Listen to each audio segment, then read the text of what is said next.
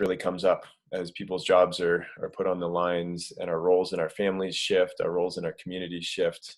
We thought that this would just be a way for us to take the discussion deeper than a lot of times we have space to do a normal conversation. So if we could go to the first topic here. If you need to move the little box with people's pictures in it to see that, you can do that. So the first distinction on worth is culturally framed or culturally constructed. And so when we talk about worth, how is it shaped by culture? Right now, just take a moment and tune into how the cultures that you come from shape your sense of worth as a man.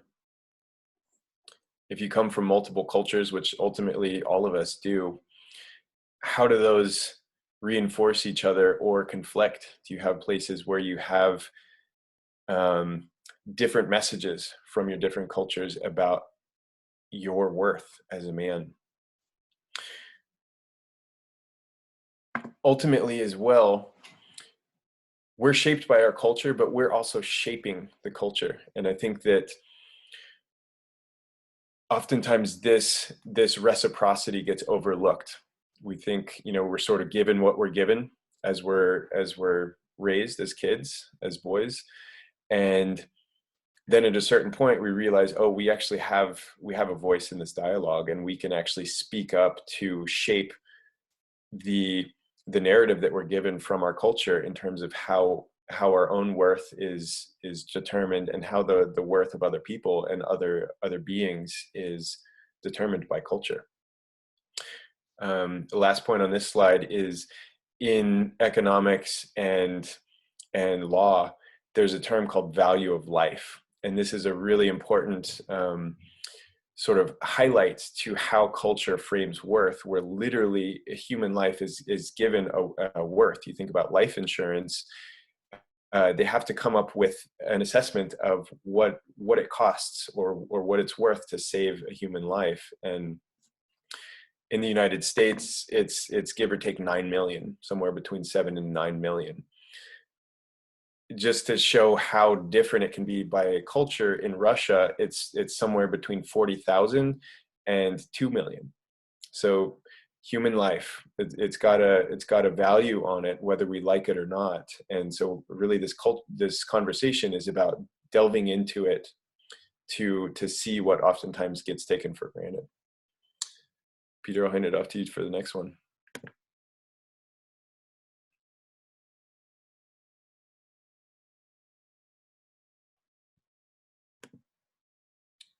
Maybe you're muted. Okay, now I'm unmuted. Cool. Thanks, Andrew. So I think the reason why this came up, this whole worth piece, is, a lot of us are stuck at home. A lot of us are sort of, having to reckon with, well, what, am I still valuable, being that I am not able to enter the world? Or what is something that I wanted to bring forward that I can't now? And or ways in which we're sort of familiar as men that society tells us is the right way to show up, whether it be as leaders or as partners or as fathers or as just participants in the economy, and how that's all sort of been shuffled to the side. And I want to draw the distinction that so much of how worth is defined is sort of shielded or freighted with these ideas of prejudice that are sort of smuggled in from antique ideas of what is valuable, and we are talking about a man's worth.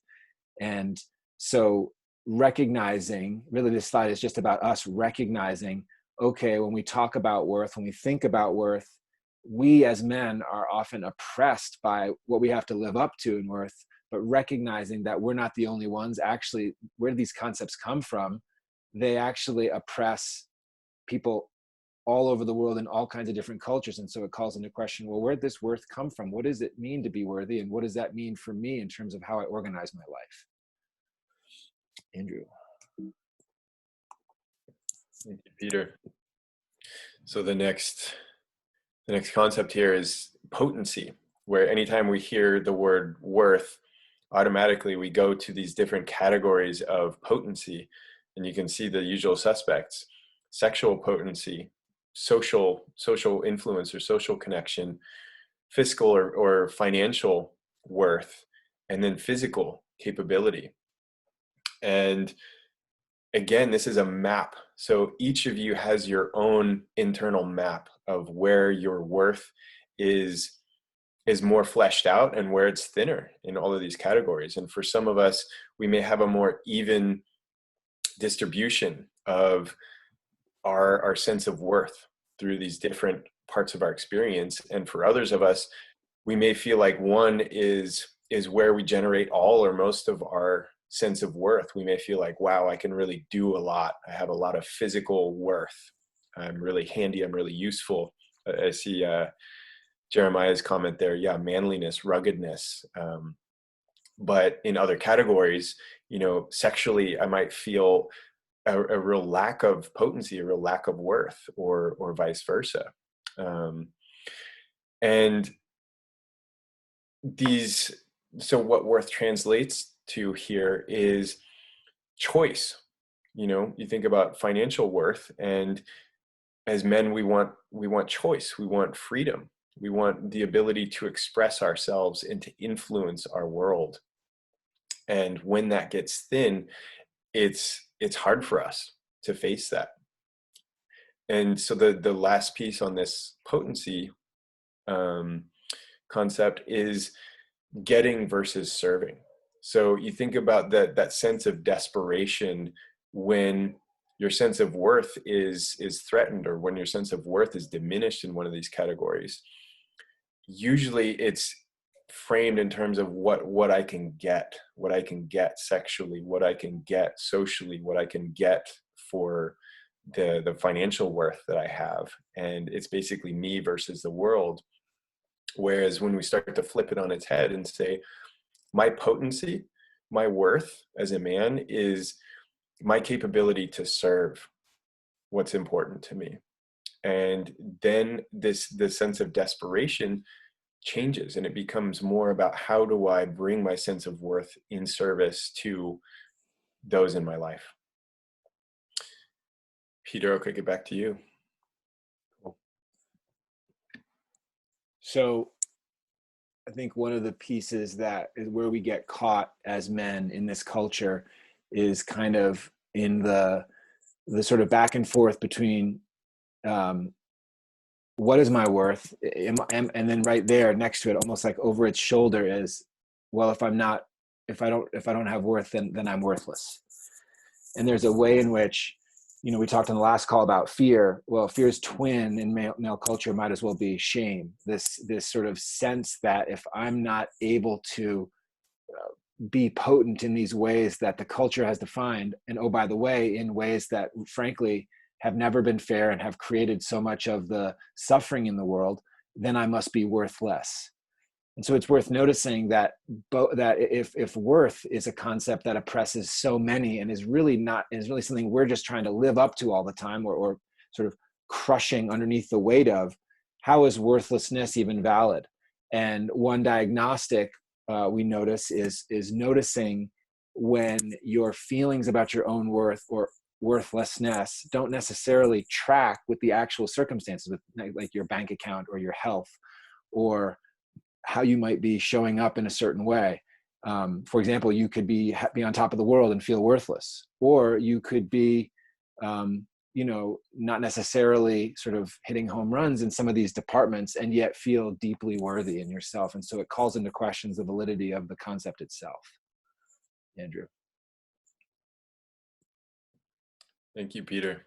Yeah, I like thinking about that last point as the weather of your feeling of worth or worthlessness. Some days it's high, some days it's low. It's like the barometric pressure.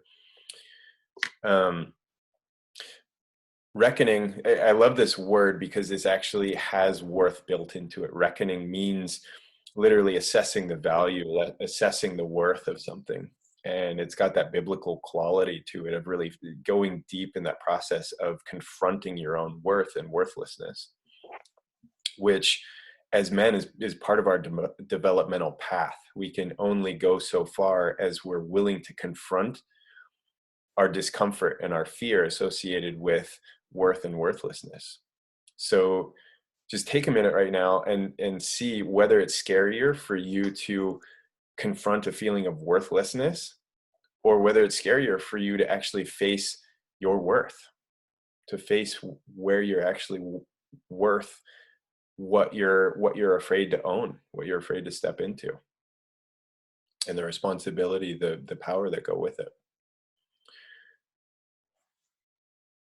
This is, in a sense, this is the speed governor on how much you can show up as a man, is the extent to which you're willing to delve into this dichotomy, this as Pieter said, these twins of worth and worthlessness. You think about someone who has been homeless, or someone who has hit rock bottom with addiction, or someone who's had a life-threatening illness, and the sense of gravity that they have as a person, having had their hand forced on confronting certain capacities of worthlessness, being physically incapacitated, or financially, confronting bankruptcy.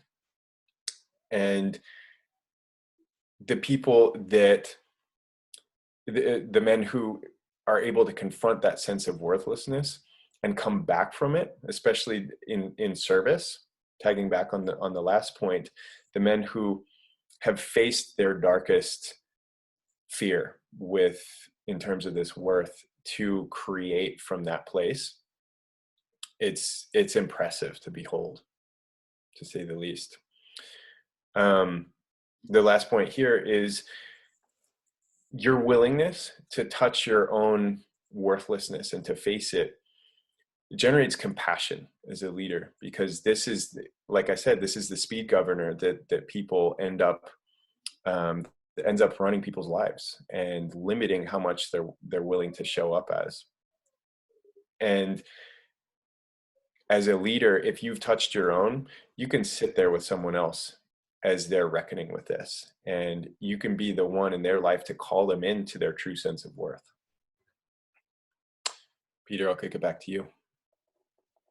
Cool. Thanks. Yeah. And so lastly, I think of sort of striding out on the land and noticing that worth, insofar as it's a cultural concept, doesn't so much exist on the land, doesn't so much exist in the sort of layer of exploration that is willing to be naked or shorn of these cultural concepts. Finding that the experience of being sort of seeing and being seen by the natural world, there's kind of an opportunity to leave behind some of these cultural questions. I think of the Rumi poem, "Out beyond ideas of right and wrong, there's a field." I think out beyond ideas of worth and worthlessness, there's a belonging, there's a place, a numinous field, you might say, of our ability to join with life. And I wonder aloud now if worth and worthlessness and masculinity are also ideas that are kind of we develop ourselves through them and then get past them and extend into a kind of post-cultural, post-worth, post-worthlessness, post-masculine. Not as a way of running from I'm a piece of shit, I've got to go out into the middle of woods to like find myself, although that is certainly a path that many of us find ourselves when we do hit rock bottom, but more like if we're brave enough to stop believing that the treadmill that we're both winning at and is kicking our ass and isn't working for everyone else actually can be sort of pressed pause on, and we're willing to actually sign up for a deeper opening to belonging or to being named by something beyond what we've been handed, that's really the realm of soul and the realm of belonging and the realm of finding our true place. So